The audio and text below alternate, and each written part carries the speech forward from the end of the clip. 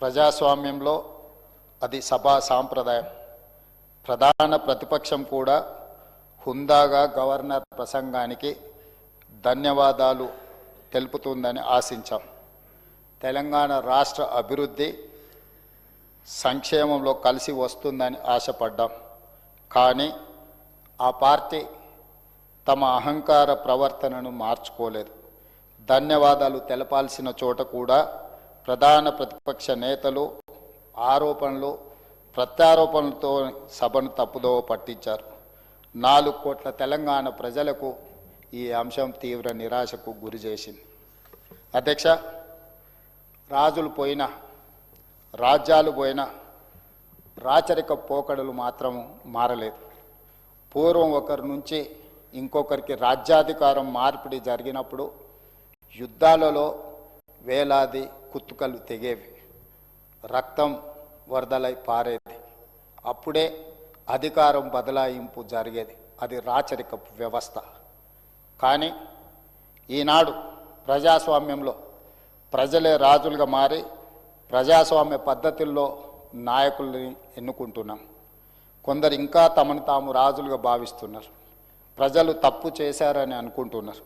నియంత పోకడలను అనుసరిస్తూ ప్రజాస్వామ్యాన్ని అపహాస్యం చేస్తున్నారు. ఎందుకంటే రాచరికంలో వారసత్వానికి అవకాశం ఉంది. తాతల నుంచి తండ్రులకు, తండ్రుల నుంచి కొడుకులకు, కొడుకుల నుంచి వాళ్ళ కొడుకులకు అధికారం వారసత్వంగా వచ్చేది మనం చరిత్రలో చూసినాం.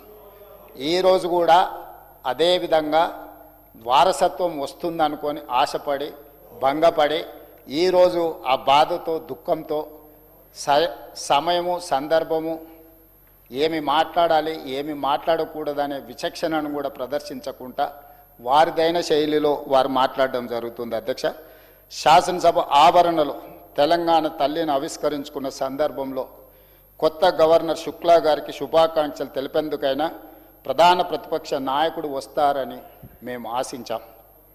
కానీ ఇంకా ప్రజలే తప్పు చేశారని అనుకుంటూ అహంకార ధోరణితో వ్యవహరిస్తున్నారు.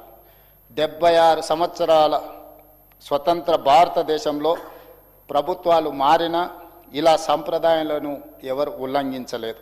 అధికారంలో ఉన్నప్పుడు అదే అహంకార ధోరణి, ప్రజలు బుద్ధి చెప్పి ప్రతిపక్షంలో కూర్చోబెట్టిన ఇప్పుడు అదే తీరుగా వ్యవహరిస్తున్నారు.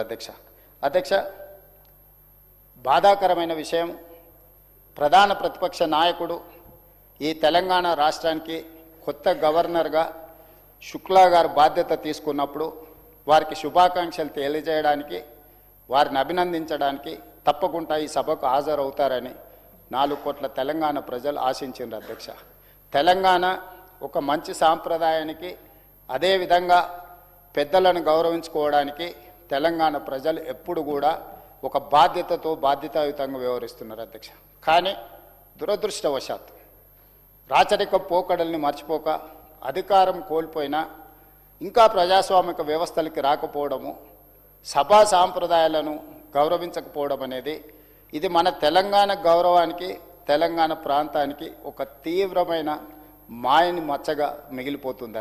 అధ్యక్ష, ప్రధాన ప్రతిపక్ష నాయకుడు 1/12/2023 నుంచి ఈనాటి వరకు 28/2/2026 వరకు 1,56,56,674 రూపాయల జీతభత్యాలు పొందడం జరిగింది. అధ్యక్ష, 1,56,56,674 రూపాయల జీతభత్యాలు పొందిన ప్రధాన ప్రతిపక్ష నాయకుడు సభకు గైరాజరవ్వడము, మరి ఈరోజు ఈ సభలో మనందరం చర్చించి విధులకు హాజరు కాని వాళ్ళ నుంచి ప్రభుత్వ ఉద్యోగులు, ఎందుకంటే పబ్లిక్ సర్వెంట్ అని చెప్పి డెఫినేషన్ సుప్రీంకోర్టు ఇచ్చింది ఈ ప్రజాప్రతినిధులకు కూడా, మరి ఏమాత్రం విధులకు హాజరు కాకుండా ఈ రకంగా గైరాజరు అయ్యే ఎవరైనా, నేను ఏ ఒక్కరి కోసము దీని గురించి నేను ప్రస్తావించడం లేదు, దీనికి ఎక్కడో ఒక దగ్గర చర్చ జరిగి దీని మీద ఒక నిర్ణయం తీసుకుంటే బాగుంటుందన్న సూచన. ఇప్పటికైనా ప్రధాన ప్రతిపక్ష నాయకుడు కల్వకుంట్ల చంద్రశేఖరరావు గారికి నా విజ్ఞప్తి, మీరు సభకు రాండి, ఈ సభలో చర్చలో పాల్గొనండి. తద్వారా తెలంగాణకు ప్రయోజనం చేకూరుతుందని మీరు భావిస్తే ఈ సభకు వస్తారని మేము భావిస్తున్నాం. రావాల్సిందిగా తమరి ద్వారా మాజీ ముఖ్యమంత్రి గారికి నేను ఆహ్వానం పలుకుతున్నా అధ్యక్ష. ఈరోజు గవర్నర్ గారి ప్రసంగం మీద చాలా రకాలుగా చాలా చర్చలు జరిగినాయి. ఎక్కడైనా సూచనలు వస్తాయేమో, ఎక్కడైనా గవర్నర్ గారి ప్రసంగానికి అభినందనలు అందజేస్తారేమో, ప్రభుత్వానికి ఏమైనా సూచనలు సలహాలు ఇస్తారేమో అని చెప్పి నేను సుదీర్ఘంగా అందరి ప్రసంగాలను నిశితంగా గమనిస్తూ వచ్చిన అధ్యక్ష.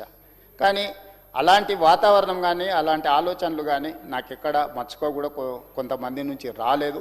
ప్రధానంగా ప్రధాన ప్రతిపక్షం నుంచి మేము ఆశించిన విధంగా వారి వ్యవహార శైలి, వారి ప్రవర్తన లేదు అధ్యక్ష.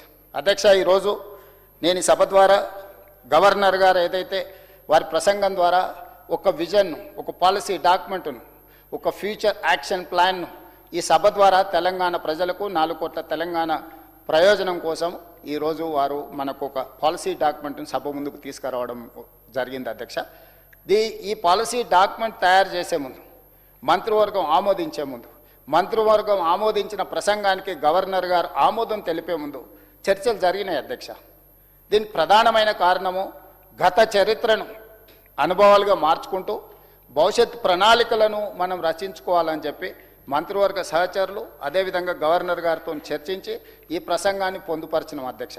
ప్రతి అక్షరం వెనకాల, ప్రతి అంకె వెనకాల ఒక విశ్లేషణ, దానికి సంబంధించిన ఆధారాలను, చరిత్రను అంచనా వేసుకొని భవిష్యత్ ప్రణాళికలను మేము రచించుకోవడం జరిగింది అధ్యక్ష. ఈ సందర్భంగా నేను ప్రాతినిధ్యం వహిస్తున్న పార్టీ ఈ దేశానికి అందించిన సేవల్ని, స్వతంత్రం వచ్చిన తర్వాత ఈ దేశంలో జరిగిన పరిణామాలను కూడా ఈ సభ ద్వారా, తమరి ద్వారా 4 కోట్ల తెలంగాణ ప్రజలతో నేను పంచుకోవాలని భావిస్తున్నాను అధ్యక్ష. దేశ ప్రజలు రాచరికంలో మగ్గుతున్నప్పుడు, ఆధిపత్యం చెలాయిస్తున్నప్పుడు, మిగతా భారతదేశంలో బ్రిటిషర్స్ అయినా, తెలంగాణ హైదరాబాదు రాష్ట్రంలో నిజాం నవాబులైనా ఇక్కడ రాచరిక వ్యవస్థ నడుపుతున్నప్పుడు ప్రజాస్వామ్యం ఉండాలి, ప్రజలు ఎన్నుకున్న ప్రభుత్వం ఉండాలని కాంగ్రెస్ పార్టీ చేసిన సుదీర్ఘమైన పోరాటం ఈ దేశానికి స్వతంత్రాన్ని అందించడం జరిగింది అధ్యక్ష. ఆ సమయంలో వేలాది మంది అమరులు అవ్వడమే కాకుండా ఈ దేశానికి స్వతంత్రం తెచ్చి ముందు వరుసలో నిలబడిన మహాత్మా గాంధీ గారు, పండిత్ జవహర్లాల్ నెహ్రూ గారు లాంటి వాళ్ళు, సర్దార్ వల్లభాయ్ పటేల్ గారు లాంటి వాళ్ళు చాలామంది, కొన్ని పేర్లే నేను ఇక్కడ ప్రస్తావిస్తున్నా, వీళ్ళందరూ కూడా ఎన్నో త్యాగాలకు ఎంతో వాళ్ళు వ్యూహాత్మకంగా వ్యవహరించి ఎత్తుగడలతో తీసుకున్న నిర్ణయాల వల్ల మన దేశానికి స్వతంత్రం వచ్చింది అధ్యక్ష. స్వతంత్రం వచ్చినప్పుడు బ్రిటిషర్స్ కూడా వీళ్ళు పరిపాలించుకోలేరు, వీళ్ళకు పరిపాలన చేత కాదు, వీళ్ళకు చదువు అక్షరజ్ఞానము లేదు, అదేవిధంగా కరువు కాటకాలతో వీళ్ళు చనిపోతారు అనే ఒక ఆలోచనతోని వారు మనకు స్వతంత్రం ఇచ్చింది అధ్యక్ష. మొట్టమొదటి ప్రధానమంత్రి పండిత్ జవహర్లాల్ నెహ్రూ గారు ఈ దేశ ప్రధానమంత్రిగా బాధ్యతలు చేపట్టినప్పుడు మత కల్లోలాలు పతాక స్థాయికి చేరుకున్నాయి అధ్యక్ష. ఒక రకంగా 524 సంస్థానాలు ఎవరికి వాళ్ళు యమునా తీరే అన్నట్టుగా వ్యవహరించడం, ఎన్నో రకాల సమస్యల్ని, సంక్షోభాన్ని ఎదుర్కొనే సమయంలో ఈ భారతదేశానికి మొట్టమొదటి ప్రధానమంత్రిగా పండిత్ జవహర్లాల్ నెహ్రూ గారు బాధ్యత చేపట్టారు. వారు వారసత్వంగా ఈ దేశ ప్రధానమంత్రి కాలేదు అధ్యక్ష. దేశ స్వతంత్రం కోసం పోరాటం చేసి 10 సంవత్సరాలు జైల్లో శిక్షను అనుభవించి ఈ దేశ ప్రజల కోసం సర్వం త్యాగం చేసి వాళ్ళ తండ్రి మోతీలాల్ నెహ్రూ గారు వజ్రాల వ్యాపారం చేస్తూ వేలాది కోట్ల రూపాయలను సంపాదించిన వాటిని కూడా దేశ ప్రజలకు దారదత్తం చేసి ఈ దేశానికి తమ విలువైన ఆస్తులను, ప్రాణాలను ఈ దేశం కోసం వడ్డీ స్వతంత్రం తెచ్చిన స్వతంత్ర భారతదేశంలో ఈ దేశాన్ని నిర్మించాలా, ఈ దేశాన్ని బలంగా నిలబెట్టాలి అని చెప్పి పండిత్ జవహర్లాల్ నెహ్రూ గారు తీసుకున్న ప్రణాళికలే ఈరోజు ప్రపంచంలో ఒక బలమైన శక్తిగా భారతదేశం అవతరించింది అధ్యక్ష.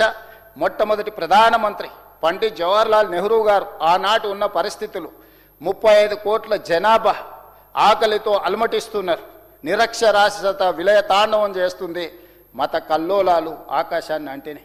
ఆ సంక్షోభాన్ని ఎదుర్కొని ఈ దేశాన్ని భవిష్యత్తులో బలంగా నిలబెట్టాలి అని అంటే ఆనాడు తీసుకున్న పాలసీలు మొట్టమొదటి ప్రాధాన్యత ఎడ్యుకేషన్ అండ్ ఇరిగేషన్. ఎడ్యుకేషన్ అక్షరాస్యతను మనం పెంచితే